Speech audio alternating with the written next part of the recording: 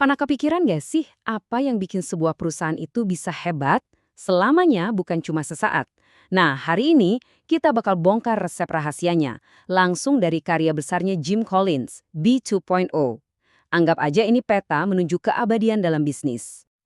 Coba bayangin deh, Steve Jobs balik lagi ke Apple yang waktu itu udah di ujung tanduk. Semua orang nungguin, kira-kira produk gila apa yang bakal dia umumin. Tapi tahu nggak apa yang dia bilang pertama kali? Dia sama sekali nggak ngomongin komputer, dia justru sibuk nyariin jadi orang-orang lama yang di dalam diri mereka itu masih ada rohnya Apple. Aneh kan? Ini jadi bikin kita mikir, kalau bukan produk canggih atau strategi yang super jenius, terus apa dong rahasianya? Ternyata, jawabannya itu bukan satu ide brilian yang muncul tiba-tiba. Bukan, tapi sebuah kerangka kerja yang dibangun di atas kedisiplinan yang luar biasa. Setelah riset selama puluhan tahun, Jim Collins merangkum semua temuannya jadi satu kerangka kerja yang keren dan kuat banget. Dia nyebutnya peta. Inilah rute yang udah terbukti untuk ngebangun sesuatu yang hebat dan abadi. Peta ini ngebawa kita lewat 4 tahap yang super logis. Perjalanannya selalu dimulai dari fondasi yang paling penting, yaitu manusia. Dari situ, baru kita bentuk pemikiran mereka, dorong tindakan yang konsisten, dan yang terakhir, mastiin itu semua bisa bertahan lama. Yuk, kita mulai perjalanannya. Oke, jadi kita mulai dari mana? Collins bilang dengan tegas, titik awalnya itu selalu sama. Pastiin orang yang tepat udah naik ke bus kita. Ini bukan soal busnya mau kemana dulu, tapi siapa aja penumpangnya. Lihat deh bedanya, jauh banget. Pemimpin biasa itu sibuk mikirin apa? Strateginya gimana? Visinya apa? Tapi pemimpin hebat itu terobsesi sama siapa? Kenapa ini penting banget? Gini, dunia itu berubah terus. Visi hari ini besok bisa jadi basi. Tapi kalau timnya hebat, wah mereka bakal nemuin jalan baru, nggak peduli rintangannya apa. Disitulah bedanya. Oke, jadi orang-orang hebat udah ada di dalam bus.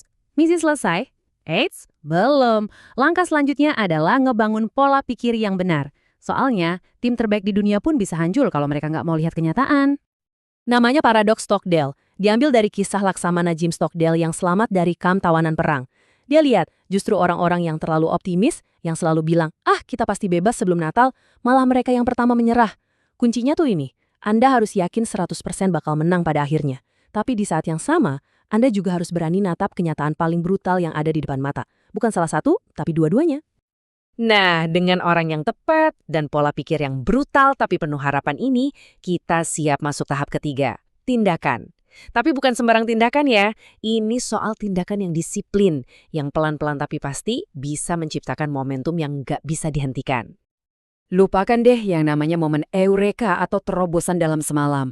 Collins menyebutnya efek roda gila. Coba bayangin kita lagi dorong sebuah roda baja raksasa yang berat banget. Dorongan pertama, nyaris nggak gerak. Dorongan kedua, ketiga, sama aja.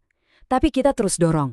Setiap putaran itu ngebangun tenaga dari putaran sebelumnya. Sampai akhirnya, wush, roda itu berputar kencang dengan kekuatannya sendiri. Terus gimana caranya muterin roda raksasa itu secara konsisten? Jawabannya ada di satu angka sederhana ini. Prinsipnya namanya pawai 20 mil.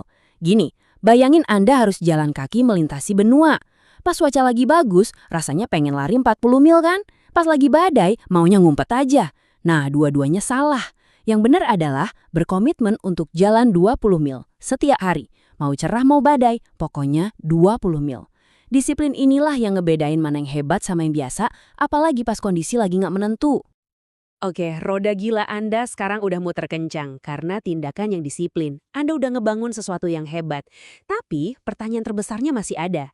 Gimana caranya mastiin roda itu terus muter bahkan lama setelah Anda nggak ada lagi?